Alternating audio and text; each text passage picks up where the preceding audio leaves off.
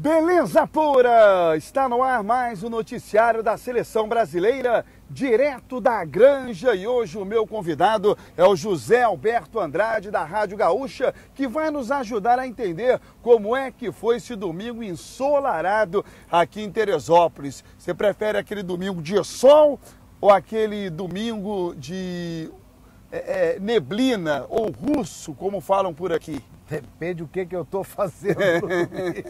O que diz o meu calendário no domingo? Quando o calendário diz que tem treino da seleção. Bom, se eu não pegar a chuva que deu outro dia aí, eu até prefiro sem muito sol, porque o sol deixa a gente naquela assim, ok, tô aqui no treino, podia estar aproveitando com a família, mas não, quando tá assim cinzento, mas sem chuva, acho que a coisa rende mais. E o domingo foi bastante gostoso, está sendo aqui em Teresópolis, porque muitos familiares vieram até a Granja Comari, acompanharam a saída da seleção brasileira, que já está a caminho do aeroporto, embarcando para Fortaleza, muitos turistas, enfim, moradores da região. E você vai acompanhar agora como foi o treino da seleção brasileira que aconteceu pela manhã.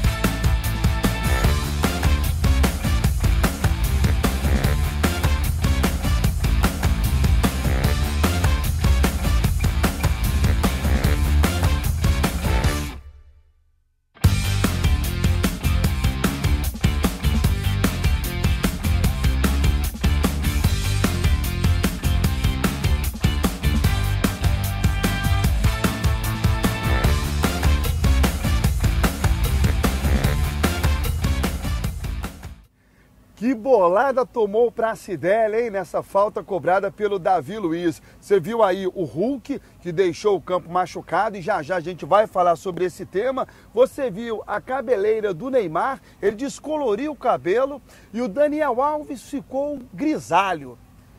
Que estilo mais lhe agrada, Zé Alberto? Do Neymar ou do Daniel Alves? O estilo de cabelo. Se eu disser que é o do Daniel Alves, eu vou estar legislando em causa própria.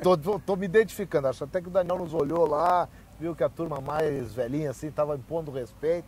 Gostei do Daniel. Mas você não acha que o Neymar deveria ficar mais discreto nessa Copa do Mundo, já que está tudo funcionando bem para ele?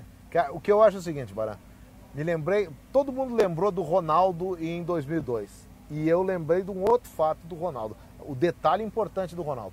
Ele só mudou o visual para o último jogo. Até a semifinal não tinha aquele visual nada. E aí ele apostou tudo. Porque essa troca de visual não mexe. O jogador não vai deixar de jogar o que jogava, não perde jogo. Mas cria uma pressão externa e depois o resultado é que vai dizer se o cara fez certo ou errado, mesmo que não tenha influência. O Ronaldo foi lá, mudou o visual, chamou atenção para a imagem dele numa final de Copa do Mundo e foi exatamente o cara da final. Acho que o Neymar e o Daniel poderiam ter guardado para mais tarde. Eles começaram a chamar atenção para si próprios por uma questão de estilo, individual, muito cedo. Agora, eu confio que os dois tenham capacidade, não só técnica, mas de personalidade, para se garantirem. Acho que eles não vão fazer, não fizeram aquilo para aparecer, porque eles não precisam fazer isso. Estão na seleção brasileira, jogam um bolão. Daniel, anos de Barcelona, o Neymar é o cara. Então, acho que é muito espontâneo esse tipo de coisa.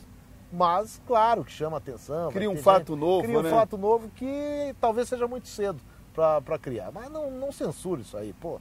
Você vai ver que essa liberdade que eles têm, talvez isso aí seja até um combustível para jogarem melhor. Torçamos para isso. Bom, aí no treinamento da seleção brasileira, logo aos 12 minutos, veio a preocupação. O Hulk acabou sentindo a coxa e durante a entrevista coletiva ele foi perguntado 9 vezes sobre o tema, só para que você tenha uma noção da preocupação dos jornalistas com a contusão do Hulk. E ele explicou assim. Durante o treino eu tive 2 finalizações, a qual senti uma dorzinha, um incômodozinho, resolvi sair por precaução, né, já pensando no jogo, são apenas 2 dias para o jogo. Mas estou bem, estou tranquilo e espero estar 100% para poder entrar em campo daqui a 2 dias e ajudar a nossa seleção. Dá para jogar, né? Copa do Mundo, temos que enfrentar tudo, mas espero que não tenha sido nada demais. Estou bem. Hulk sente a coxa, não é uma contusão nova, pelo contrário, ele já vinha sentindo e acabou deixando o campo, foi fazer tratamento, iniciar o tratamento. E você sentiu, ô José Alberto, convicção nele de que ele vai para o jogo diante do México? Sente mais vontade do que convicção. A vontade do Hulk é um negócio que é total, assim. Ele, desde que ele começou na seleção, ele tem uma vontade muito forte. Não só de jogar a Copa, mas de conquistar coisas, de recuperar uma brasilidade que ele não conseguiu mostrar aqui no Brasil. Então o Hulk é desses caras que jogou muito tempo lá fora e quase não jogou aqui, que tem essa preocupação. Então, quanto à vontade dele, não tem que se ter alguma dúvida. Agora, ele está preocupado, nós estamos preocupados, o Filipão deve estar preocupado, porque a lesão é nova. O Hulk vem preocupando desde antes do jogo contra a Croácia. Naquele treino anterior ao jogo da Croácia, que ele saiu mais cedo, foi substituído pelo Bernardo. No jogo da Croácia, ele não jogou bem. Ao contrário do que tinha feito nos treinos praticamente todos aqui na Granja Comari e nos dois amistosos, aí já começou a mostrar que a lesão começou a ter um efeito ruim para o time brasileiro. Substituído no jogo com a Croácia, voltou para cá, teve problema no treino, saiu mais cedo. Eu acho que dá para a gente ficar ou preocupado ou até já botando expectativa em cima do Ramires, que foi usado hoje, ou até do William, que já foi usado também no lugar do Hulk. Você entende que se existe um momento para o Filipão poupar o Hulk, ou se existe um momento para que o Hulk se recupere 100%, acho que o momento é esse, né? Não teremos uma outra oportunidade. Eu até já não coloco o Hulk como caso de preservação. Eu acho que ele tem que sair do time porque não tem condições de jogar, ainda mais ele, que é um cara que precisa... Condição clínica. Exatamente. Eu já tiraria ele nessa situação porque o Hulk, além de tudo, ele é um jogador que depende 100% da condição física. Ele é o que é porque ele é superdotado, porque ele é privilegiado fisicamente. Onde ele perder essa característica ou essa intensidade, ele vai deixar de ser um grande jogador, o grande jogador que é. Então, tira do time. Para recuperar aí sim completamente para jogos mais importantes. O Brasil vai ter esses jogos na Copa. E no treinamento de hoje ele foi substituído pelo Ramires. O que muda na seleção brasileira, tendo Hulk e tendo Ramires? Eu acho que a opção do Filipão muda do seguinte, ele acaba criando no meio-campo alguma jogada a mais de saída de bola. Paulinho não foi tão bem assim contra a Croácia. Paulinho é outro que ainda não desencantou, não é o do ano passado da Copa das Confederações. Com o Ramires ele passa a ter uma parceria melhor. A cobertura no lado ali do Daniel Alves, que foi por onde o Ramires jogou, fica mais forte. Nós tivemos problemas com os laterais contra a Croácia. E o Ramires, além disso tudo, ele é um cara que chega na frente, ele não vai deixar o ataque desguarnecido. O Oscar vai mais adiante e o Ramires ajuda também. Então, eu acho que o Filipão não está precisando de um atacante, não buscou no Ramires um atacante, ele buscou alguém que dê consistência no meio campo e ataque também. Bom, a seleção brasileira pega México e depois Camarões. O técnico Luiz Felipe Scolari, numa entrevista exclusiva, falou sobre esses dois adversários. Vamos conferir. O México é aquele clássico, que já vem se tornando um clássico há muitos anos. É um jogo um pouco mais truncado, um jogo nosso, praticamente sul-americano, embora o México não, mas joga-se assim. E o Camarões é um jogo contra uma equipe africana que muitas vezes é uma incógnita. A gente imagina uma situação e jogam diferente totalmente. Então, mas é uma chave que a gente tem excelentes condições de conseguir chegar ao objetivo, que é a classificação, e em primeiro lugar. Bom, segundo o Filipão, o México é um jogo truncado, como se fosse um adversário sul-americano. E Camarões, o futebol africano, para o Filipão, ainda é uma incógnita. Vamos primeiro falar do México. Você acha o futebol mexicano parecido com os nossos adversários da América do Sul, do continente? Com alguns sim, tem um pouco do futebol colombiano, aquela coisa de uma tentativa de jogo com velocidade, mas com técnica. Tem alguma coisa, é mais do sul-americano de cima da América do Sul. Não vejo assim muita similaridade, embora alguns jogadores até tenham origem ou participação no futebol da Argentina e do Uruguai. Não me parece aquele futebol que tem uma pegada mais forte. Os colombianos evoluíram fisicamente, na chegada, mas eles têm uma coisa mais solta, que é um misto, até pela posição geográfica deles. no futebol do Caribe se vê muito isso, que é uma influência até africana, assim, um futebol de intensidade maior, de uma corrida maior. E a gente pode lembrar até aquela Colômbia de anos atrás, tinha muita técnica e saídas rápidas, mas não tinha muita disciplina defensiva. Esse time da Colômbia está muito bem armado. Então eu acho que da Colômbia, desse time do México, aliás, está muito bem armado recentemente. Eu acho que o México, que ele não tem consistência. Eu vejo no México a queda do Chicharito, que perdeu a posição no time. É um negócio assim que a gente fica pensando, pô, o que aconteceu? Isso é perder um grande jogador, seja por lesão, no caso dele por questão técnica. Mas o Giovani está jogando muito. O Giovani jogou muito na partida passada e passou a ser o líder, até porque é mais velho do que o Chicharito, passou a ser o grande líder da seleção. E a partir disso, seleção com dificuldade, quase não veio para a Copa. Então eu acho que o México, se tiver no treinador, no comando técnico, uma família, como a gente fala da família escolar, o México pode fazer coisas diferentes na Copa. O primeiro jogo do México me pareceu um jogo bom, mas nada que tenha me impressionado muito. Acho que a Croácia é melhor que o México, embora diferente. E aí, projetando o terceiro jogo da primeira fase, o Brasil pega Camarões. E segundo o Filipão, o futebol africano ainda é uma incógnita.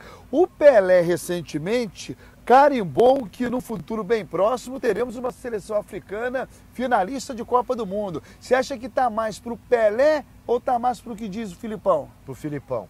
As seleções africanas, quando elas surpreenderam o mundo, muitas vezes elas tinham jogadores, e eu pego aquele Camarões lá dos anos 90, que jogavam dentro do país. Não era uma coisa como é hoje, que tem muita gente de fora. Então os grandes jogadores estão fora, não tiveram tempo de jogar no país. Aqueles Camarões lá, que surpreenderam o mundo, até em determinado momento, Roger Milá, tinha um ou dois que jogavam na Europa, e os outros eram ali da região. A seleção jogava mais tempo junta.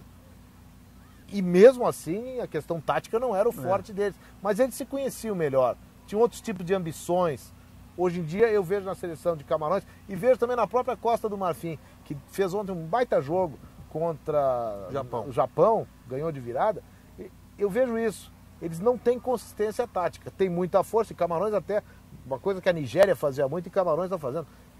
Camarões bate muito, hein? Camarões tem muita força e chega muito junto. A gente na Copa das Nações da África e nas eliminatórias eu me impressionei. Não era o estilo de Camarões, e agora está sendo. Bom, o Hulk, na entrevista coletiva, falou sobre o jogo do México, a importância para a tabela de classificação, para a conquista da Copa do Mundo, esse jogo diante do México. E acabou se recordando da derrota da seleção brasileira nos Jogos Olímpicos. Ganhamos o primeiro jogo, né? Nosso objetivo foi traçado, eram 7 degraus. Subimos um, faltam 6. E se Deus quiser, vamos subir esses 6 com as dificuldades, lógico, mas com o apoio de toda a torcida, com a entrega de todos os jogadores. A respeito da final que perdemos, é um pouco frustrante, né? Um título que o Brasil não tem ainda. Eu estava lá e para mim foi muito triste, né? Com o grupo que a gente tinha, perder para o México ali, não desrespeitando o México, que tinha uma grande seleção também, mas foi frustrante para a gente. Seleção brasileira tem o Hulk, o Neymar, e qual foi o outro jogador da seleção olímpica que está aqui? Eram três. O Oscar. Acho que tinha um acima de 23 anos. O Oscar estava na idade, o Thiago Silva. Exatamente, Thiago Silva. Então são 4 jogadores remanescentes daquela derrota olímpica. E então o jogo contra o México. O México tem 10 jogadores daquela seleção olímpica que estão na Copa do Mundo. Mas acho que os elencos são completamente diferentes, principalmente o elenco brasileiro, né? O México ainda tem metade. Mas tem uma curiosidade que as duas seleções elas passaram por caminhos tortuosos do comando, né? Não são mais os mesmos técnicos, não, sabe? Teve uma mudança interessante nas duas seleções. E o Brasil mudou para melhor.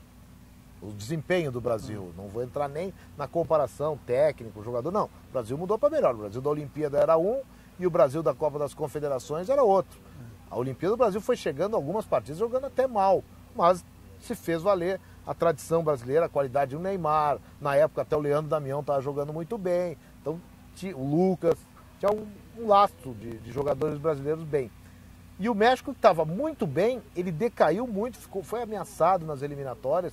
Eu acho que o Brasil tem uma consistência recente. Passou pelo Panamá com um gol faltando 10 minutos. Exatamente. Panamá esse que o Brasil enfrentou agora há 2 semanas. Por 10 minutos o Brasil enfrentaria o México no amistoso e amanhã o Panamá. Amanhã não, terça. Exatamente. Agora, uma coisa é inegável, Baran. Que bom que o México veio à Copa. Até ele é melhor que o Panamá. Essa barbada a gente não teve. Tradição. É um adversário que a gente tem que ter medo. Lembra de uma Copa das Confederações lá na Alemanha, que o Brasil ganhou da Grécia por 3-0, pimba. Tomou do México no segundo jogo. É sempre no segundo jogo com o México. E agora, o México é um acréscimo, uma Copa do Mundo pela torcida. O que os mexicanos estão fazendo Brasil afora é um negócio fantástico. O que vão fazer em Fortaleza, mesmo sendo a casa do Brasil, vai ser uma festa muito legal. Então, que bom que o México está aqui. São 3 transatlânticos que estão no Guarujá de torcedores mexicanos. Eles acompanham o México e voltam para o navio no Guarujá. Se você está lembrado, você estava com a gente lá em Torreón, naquele amistoso que o Brasil fez antes dos Jogos Pan-Americanos. Isso. E depois, nos Jogos Pan-Americanos, era possível testemunhar. Quando eles identificavam a gente como brasileiro, um evento multipolidesportivo, eles já começavam a falar na Copa do Mundo. Que eles estavam se preparando para vir a Copa, que não... E naquela época eles não tinham nem dúvida que a seleção ia correr risco. E eu comecei a imaginar no final das eliminatórias o drama que estava vivendo aqueles milhares de mexicanos. Era motorista de táxi, todo mundo queria ver a Copa do Mundo no Brasil. E eu comecei a pensar naquele drama. Então a seleção mexicana está aqui, vai ser muito apoiada, ela se anima com isso. Com certeza a seleção mexicana não vai sentir o peso, ao contrário, ela vai estar muito mais alegre por jogar com o Brasil.